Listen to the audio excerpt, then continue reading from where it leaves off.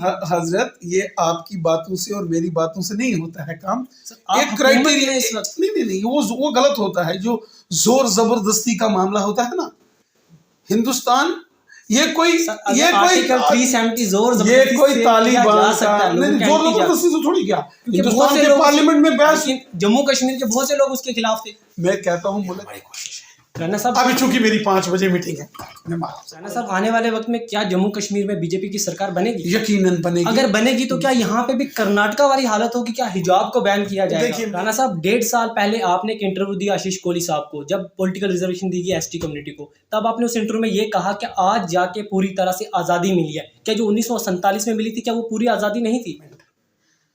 जब यहाँ गुजर बकरवालों के साथ इस्तेसाल हुआ, उनको गला काटा गया। आज भी अगर रूपनगर में आप उनकी हालत देखें, रूपनगर देखो, ऑनरेबल हाई कोर्ट में ना तो मैं कुछ कर सकता हूँ ना आप कुछ कर सकते। आपने आवाज तो उठाए ना, आवाज उठाई, हमारे सारे लोग गए ना।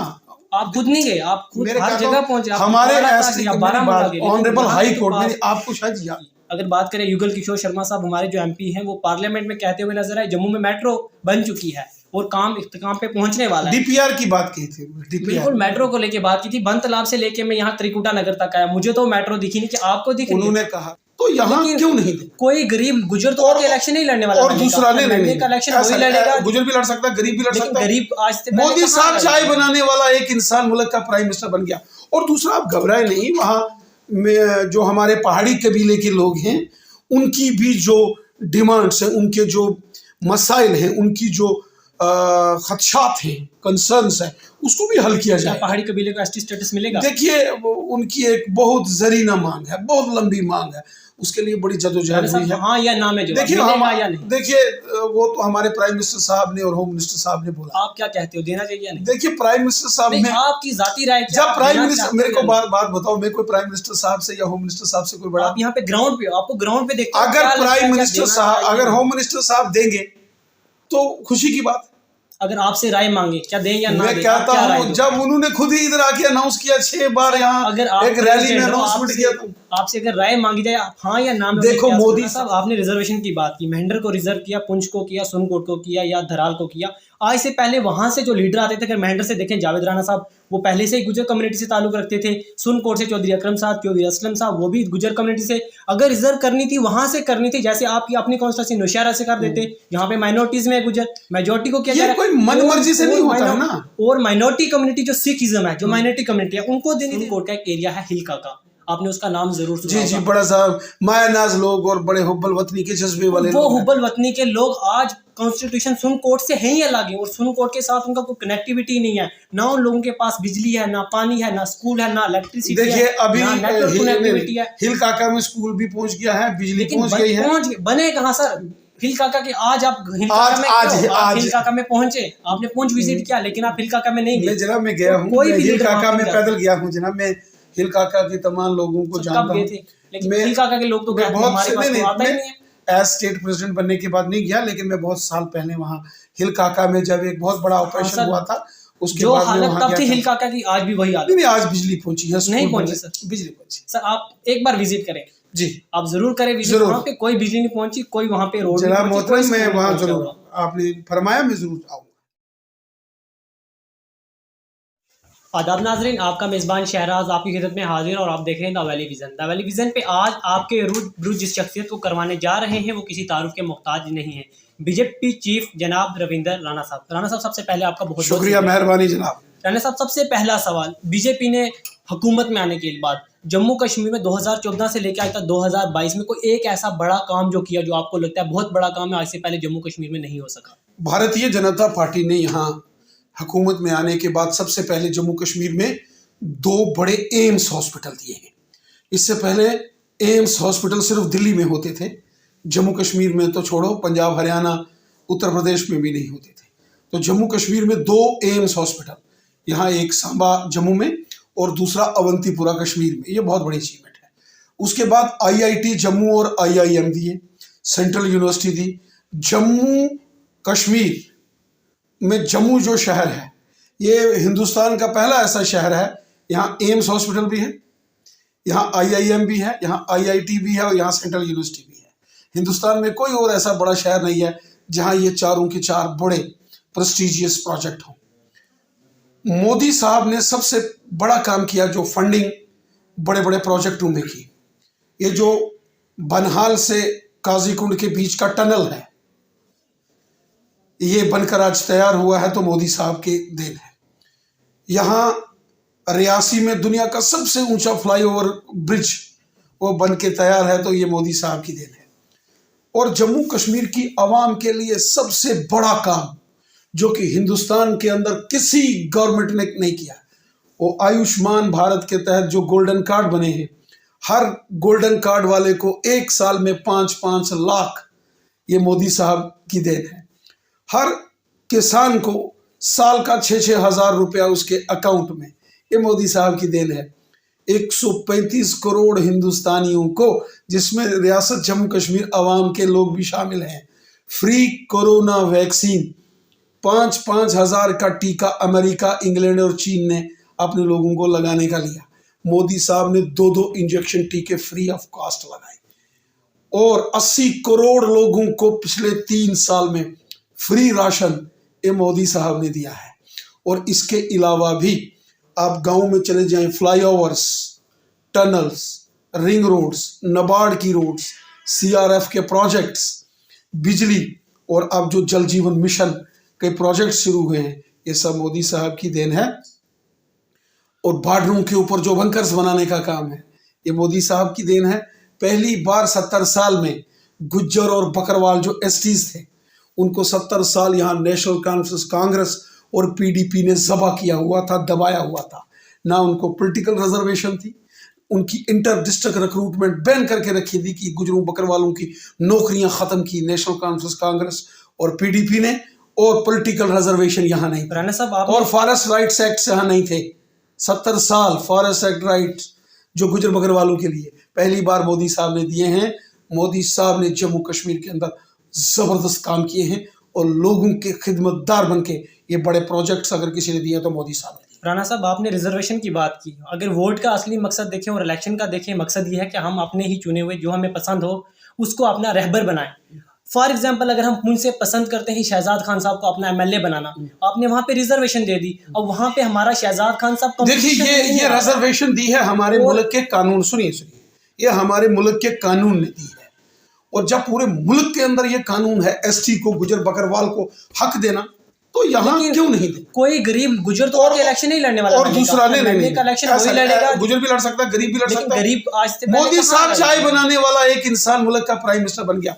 और दूसरा, आप घबराए नहीं, वहाँ में जो हमारे पहाड़ी कबीले के लोग हैं उनकी भी जो डिमांड्स हैं, उनके जो मसाइल हैं, उनकी जो खदशात हैं, कंसर्न्स हैं, उसको भी हल किया जाए। पहाड़ी कबीले को एसटी स्टेटस मिलेगा? देखिए उनकी एक बहुत जरीना मांग है, बहुत लंबी मांग है, उसके लिए बड़ी जदोजहद हुई है। हाँ या ना में देखिए वो तो हमारे प्राइम मिनिस्टर साहब ने और होम मिनिस्टर साहब ने बोला। आप क्या कहते हो, देना चाहिए या नहीं? देखिए प्राइम मिनिस्टर साहब में आपकी जाती राय, जब प्राइम मिनिस्टर, मेरे को बात बताओ, मैं कोई प्राइम मिनिस्टर साहब से या होम मिनिस्टर साहब से कोई बड़ा, आप यहाँ पे ग्राउंड पे, आपको ग्राउंड पे देखते, अगर प्राइम मिनिस्टर साहब, अगर होम मिनिस्टर साहब देंगे तो खुशी की बात।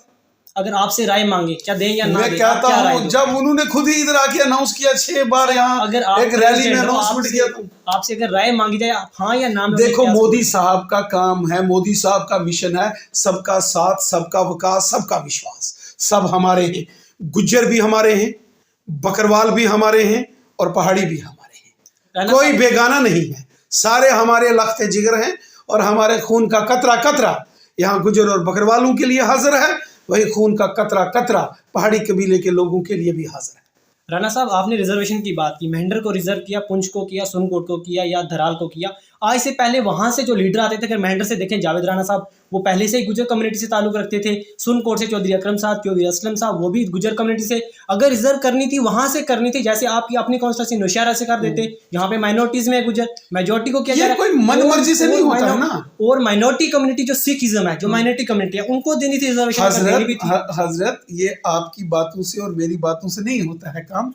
एक क्राइटेरिया इस वक्त नहीं वो गलत होता है, जो जोर जबरदस्ती का मामला होता है ना।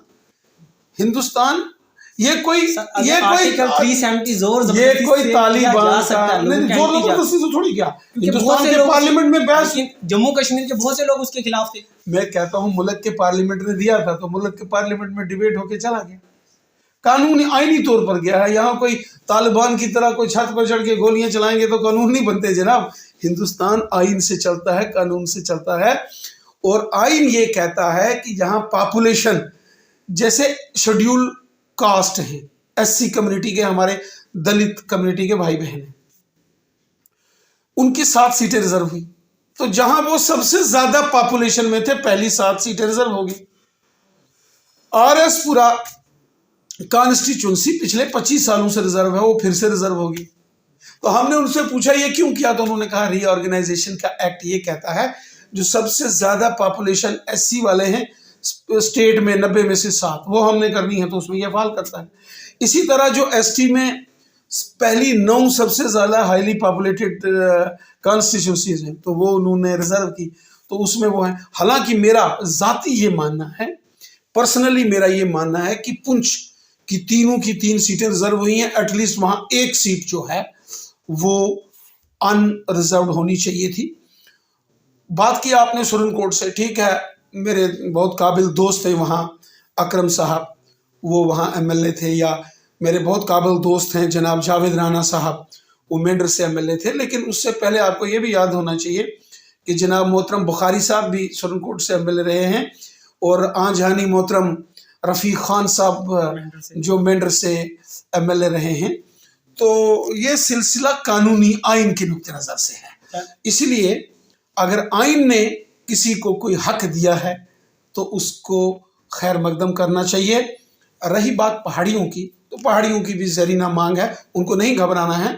प्राइम मिनिस्टर मोदी साहब और अमित शाह साहब ने यकीनन उनसे, यहाँ जम्मू में अमित शाह साहब ने एक रैली में 6 मरतबा पहाड़ी कबीले के लोगों का जिक्र किया, और मुझे यकीन है कि अमित शाह साहब एक बहुत दलेर आदमी और बहुत जो है वो जो उन्होंने वादा किया है वो हमेशा पूरा किया है। यकीनन वो अपने वादे पर। राणा साहब, आपने बंकर्स की और पीएमएवाई के नाम पे जो गरीबों को मकान दिए गए उनकी बात की। अगर खिताब पीर पंजाब में चल जाए, पीएमएवाई के नाम पे जो मकान मिले हैं वहां पे गरीबों से 5-5 हज़ार 10-10 हज़ार रुपया करप्शन के तौर पे लिया गया, और बंकर्स सेलेक्टिव लोगों के बने गए, जो वोटर्स थे, नॉन वोटर्स को बंकर्स तक भी नहीं मुहैया किए गए। देखिए, जहां तक बात है बंकर्स बनाने की और पीएमएवाई की, तो प्राइम मिनिस्टर मोदी साहब ने, आपने देखा कि गरीब लोगों के लिए मकान बनाने के लिए, बाथरूम टॉयलेट्स बनाने के लिए पैसे दिए हैं। अब वहाँ के जो लोगों के चुने हुए सरपंच हैं, पंच हैं, बीडीसी के चेयरपर्सन हैं, डीडीसीज के जो मेंबर हैं, जो लोगों ने ही चुने हैं, उनको इस बात को ख्याल रखना है कि करप्शन नहीं होनी चाहिए, और अगर कहीं कोई करप्शन होती है तो रिटर्न में डीसी और एसएसपी को कंप्लेंट करनी चाहिए, और वो तमाम मुलाजिम जो इस किस्म की गलत हरकत कर रहे हैं उनके खिलाफ कार्रवाई होगी। राणा साहब, राजौरी पुंछ से आपको काफी ज्यादा लगाव भी है। अगर पुंछ का सुनकोट का एक एरिया है हिलका का, आपने उसका नाम जरूर सुना जी, बड़ा साहब मायानाज लोग और बड़े हुब्बल वतनी के जज्बे वाले वो हुब्बल वतनी के लोग आज कॉन्स्टिट्यूशन सुनकोट से हैं ही अलग है, और सुनकोट के साथ उनका कोई कनेक्टिविटी नहीं है। ना उन लोगों के पास बिजली है, ना पानी है, ना स्कूल है, ना इलेक्ट्रिसिटी है। देखिए, अभी कनेक्टिविटी है। हिल काका में स्कूल भी पहुंच गया है, बिजली पहुंच गई है। बने कहाँ सर हिल काका के? आज आप हिल काका में पहुंचे, आपने पुंछ विजिट किया, लेकिन आप हिल काका में नहीं गए। जनाब मैं गया हूँ, हिल काका में पैदल गया हूँ जनाब। मैं हिल काका के तमाम लोगों को जानता हूँ, लेकिन हिल काका के लोग तो हमारे पास तो आता ही नहीं है। एज स्टेट प्रेसिडेंट बनने के बाद नहीं गया, लेकिन मैं बहुत साल पहले वहाँ हिल काका में जब एक बहुत बड़ा ऑपरेशन हुआ था, उसके बाद हालत तब थी हिल काका की, आज भी वही हालत नहीं। आज बिजली पहुंची है, नहीं पहुंची सर, बिजली पहुंची। सर आप एक बार विजिट करें जी, आप जरूर करें विजिट। वहाँ पे कोई बिजली नहीं पहुंची, कोई वहाँ पे रोड जनाब मोहतरम, मैं वहाँ जरूर, आपने फरमाया मैं जरूर आऊंगा। रविंद्र साहब, आपने बात की फ्लाईओवर की। अगर बात करें युगल किशोर शर्मा साहब, हमारे जो एमपी हैं, वो पार्लियामेंट में कहते हुए नजर आए जम्मू में मेट्रो बन चुकी है और काम इख्तिताम पे पहुंचने वाला है। डीपीआर की बात की थी, बिल्कुल मेट्रो को लेके बात की थी। बन तालाब से लेके मैं यहाँ त्रिकुटा नगर तक आया, मुझे तो मेट्रो दिखी नहीं, कि आपको दिखी? उन्होंने कहा था कि डीपीआर डिटेल प्रोजेक्ट रिपोर्ट, जो प्रोजेक्ट एक बनता है उसकी जो डिटेलिंग होती है, उन्होंने कहा था जो डीपीआर मेट्रो की जम्मू शहर के लिए बनी है, उसमें एम्स तक का एरिया, उसमें एक्सटेंशन उस डीपीआर में जोड़ा जाए, ताकि जब भी यहाँ मेट्रो का काम शुरू हो वो मेट्रो वहाँ एम्स हॉस्पिटल तक जाए। ये उनका मुतालबा लोकसभा में। राणा साहब, आने वाले वक्त में क्या जम्मू कश्मीर में बीजेपी की सरकार बनेगी? यकीनन बनेगी। अगर बनेगी तो क्या यहाँ पे भी कर्नाटका वाली हालत होगी? क्या हिजाब को बैन किया जाएगा? देखिए, मैं इस किस्म के मामला में कल रात को मैं टेलीविजन पर वो देख रहा था, एक वीडियो क्लिप चल रहा था, उसको देखकर मुझे बहुत तकलीफ हो रही थी। मुझे बड़ी परेशानी हो रही थी। मैं ऐसी बातों से कतई सहमत नहीं हूँ। हर एक हमारे मुल्क के आईन ने, हमारे कॉन्स्टिट्यूशन ने ये हक दिया है सबको अपनी ज़िंदगी अपने अंदाज से जीने का तरीका, हमारे मुल्क के कानून ने सबको दिया है। इस किस्म की बातें जो हैं वो मैं कभी पसंद नहीं करता हूँ, ना ही इस किस्म की बातें हमारे मुल्क के अंदर कोई टॉलरेट करेगा। ये चीज़ें बंद होनी चाहिए। ये मुल्क हिंदू का भी है तो मुसलमान का भी है, सिख का भी है तो ईसाई का भी है, गुजर बकरवाल का भी है तो पहाड़ी का भी उतना ही है। ये मुल्क हमारा हिंदुस्तान, आज यानी अटल बिहारी वाजपेयी साहब का हिंदुस्तान है, तो ये हिंदुस्तान डॉक्टर APJ अब्दुल कलाम साहब का भी हिंदुस्तान है। इसलिए ये हम सब को मिल के रहना है। वहाँ की किसी यूनिवर्सिटी के प्रिंसिपल ने या वाइस चांसलर ने इस किस्म के जो ऑर्डर निकाले हैं, मुझे नहीं लगता कि इसकी कोई ज़रूरत थी।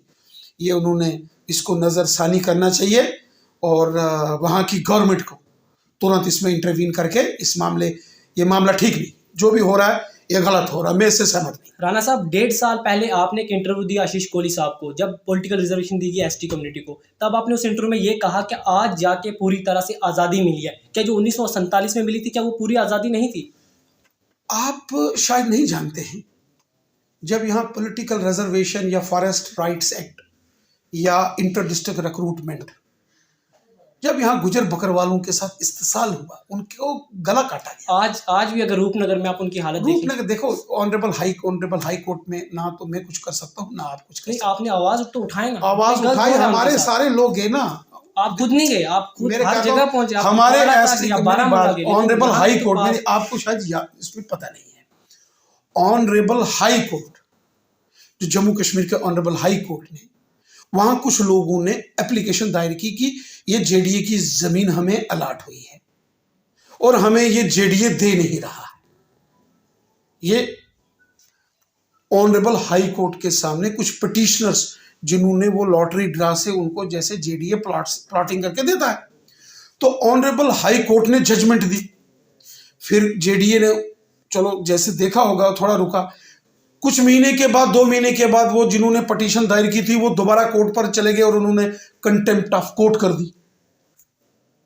कोर्ट के ऑनरेबल हाई कोर्ट के ऑनरेबल जस्टिस, उन्होंने जबरदस्त JDA को बुलाया, उसके VC को, तो उनको वो मामला उनको वहां करना पड़ा।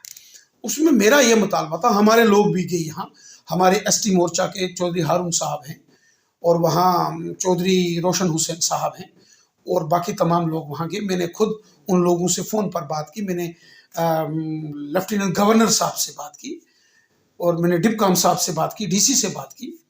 तो चूंकि ऑनरेबल हाई कोर्ट की जजमेंट डायरेक्शन थी, तो मेरा इतना ही था कि अगर आपने उनको वहाँ से शिफ्ट करना था तो थोड़ा मौसम बदल होता, सर्दी के दिन थे, कोरोना के दिन थे, और दूसरा उनका अल्टरनेटिव अरेंजमेंट्स करके उनको वहाँ से, अगर कोर्ट की डायरेक्शन है या वो किसी की ज़मीन पर बैठे हैं तो, लेकिन वो भी इंसान है, उनका भी मामला हल होना चाहिए, वो हमने किया।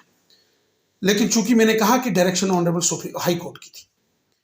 जब आप बात करते हैं यहाँ कि इस्तेसाल हुआ, आज़ादी मिली उनको, गुजर बकरवालों को, तो गुजर बकरवाल इंसान नहीं हैं? बिल्कुल। क्यों उनके बच्चों के गले काटे नेशनल कॉन्फ्रेंस कांग्रेस और PDP ने? क्यों इंटर डिस्ट्रिक्ट बैन किया गया था? इंटर डिस्ट्रिक्ट रिक्रूटमेंट किसके लिए बैन किया गया था? कोई हिंदुओं के लिए नहीं था, सिखों के लिए नहीं था, या जो हमारे पहाड़ी कबीले के लोग हैं उनके लिए नहीं था। सिर्फ और सिर्फ गुजर बकरवालों के बच्चों का गला काटने के लिए NC कांग्रेस और PDP ने इंटर डिस्ट्रिक्ट रिक्रूटमेंट बैन की थी। वो मोदी साहब ने खोली, उनको हक दिया, गलत किया गया। जंगलों में रहने वाले हमारे बकरवाल भाई, गुजर भाई, उनको अगर जमीनों के मालिकाना हक दिए तो उनका हक है, पॉलिटिकल रिजर्वेशन उनका हक है। NC कांग्रेस और PDP ने गुजरों और बकरवालों के वोट तो लिए, लेकिन उनकी पीठ में खंजर मारा जनाब। इसीलिए आज जब मोदी सरकार आई है, उन्होंने सबका साथ, सबका विकास और सबका विश्वास इस मिशन के साथ काम किया है। सब लोगों को उनके हक दिए हैं, सबके साथ। आज अगर 5-5 लाख गरीब लोगों को इलाज के लिए मिल रहा है, गरीब क्या, सबको, चाहे गरीब, मजदूर, किसान हैं, सरकारी मुलाजम हैं या बिजनेसमैन हैं, दुकानदार हैं, सबको मिल रहा है। अगर आज हर किसान के खाते में 6-6 हज़ार रुपया आ रहा है, हर गरीब को अगर इस कोरोना में मुफ्त राशन मिल रहा है, हर गरीब के लिए मकान और टॉयलेट बाथरूम्स मोदी साहब ने सैंक्शन किए हैं तो ये गरीबों के लिए है।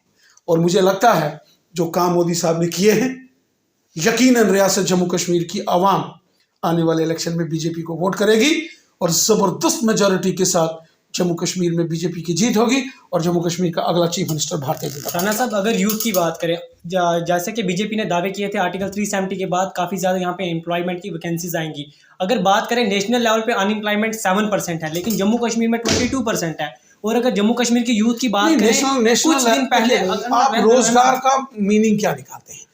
रोजगार में देखिए, रोजगार क्या होता है? रोजगार में जैसे प्राइम मिनिस्टर मोदी साहब ने कहा, प्रधानमंत्री मुद्रा योजना निकाली कि भाई इस मुद्रा से अगर कोई इंटरेस्ट फ्री लोन लेके अपना को कारोबार शुरू करता है तो रोजगार। 28,000 करोड़ रुपए का इंडस्ट्रियल पैकेज आया तो नए एंटरप्रेन्योर्स आएंगे। मतलब सिर्फ राणा साहब, सिर्फ सरकारी बॉर्डर बटालियन वाले जो कह रहे थे हमें जॉब दो, उन्हें जेल सिर्फ सरकारी मुलाजमत जो होती है, उसके अलावा भी बहुत सारी नौकरियां होती हैं। बहुत सारे लोग हैं ऐसे जो आप देखेंगे, क्योंकि अभी मेरे निकलना है, मेरी एक 5 बजे मीटिंग है, बहुत मेरे जल्दी निकलना है, तो बहुत सारे प्राइवेट सेक्टर को भी बूस्ट करना चाहिए। तो जम्मू कश्मीर में कभी प्राइवेट सेक्टर को बूस्ट किया नहीं गया, इंडस्ट्रीज को डेवलप किया नहीं गया, प्रोजेक्ट्स लाए नहीं गए, आईटी के हब यहाँ बनाए नहीं गए। तो हमारे भी कितने बच्चे जो हैं, जो कोई बेंगलोर में है, कोई पूना में है, कोई गुड़गांव में है, कोई दिल्ली में है, कोई नोएडा में है काम कर, कोई चंडीगढ़ में है। तो हमारी कोशिश रहेगी कि हम लोग एक industrial hub, IT hub, technologies का हब यहाँ बनाएं।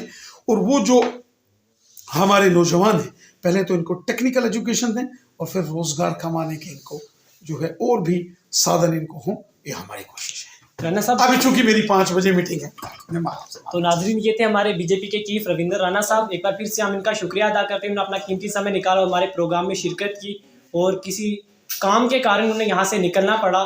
तो सारी बातचीत जो हम करना चाहते थे वो पूरी तो नहीं हो सकी। तो आप सबका प्रोग्राम में जुड़े रहने के लिए बहुत बहुत शुक्रिया।